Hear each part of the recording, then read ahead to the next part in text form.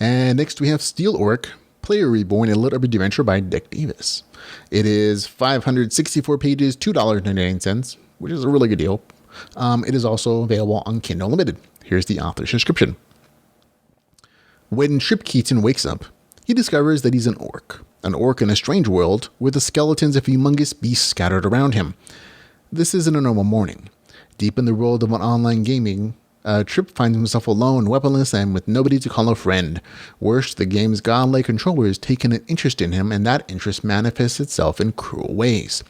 If he is to survive, he has to learn how to craft legendary weapons and find allies to fight with him. He must battle his way through a labyrinth of monsters and traps while surviving wave upon wave of creatures unleashed in the land of Godden's reach.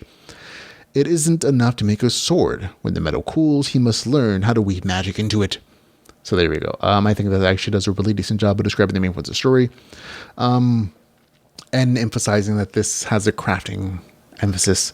The start of the story is a little bit confusing, and it bounces around a lot until about the 15% mark, when the varying story threads merge together and make a little more sense. Still, it was kind of a hard start to the story for me.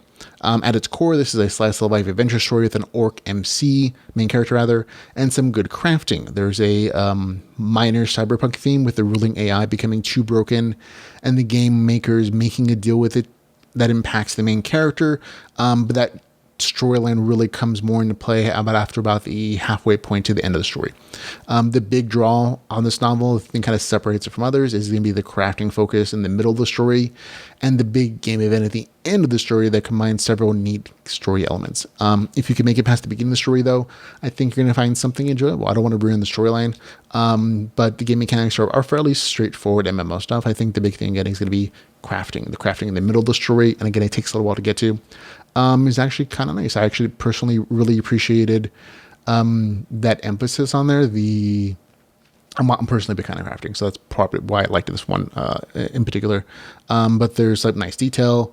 It's still a little gamified, and includes like enchanting and other like crafting related stuff in addition to like armoring but in particular, I liked the crafting dungeon that is in the story. I think that was a nice little twist element that made the crafting important, but also just not like just crafting. It had a purpose. There was some ingenuity that had to be involved in making the crafting neat. So I like that aspect of it. In addition to like how the crafting ends up playing out and being important into the end part of the story. So good stuff all around.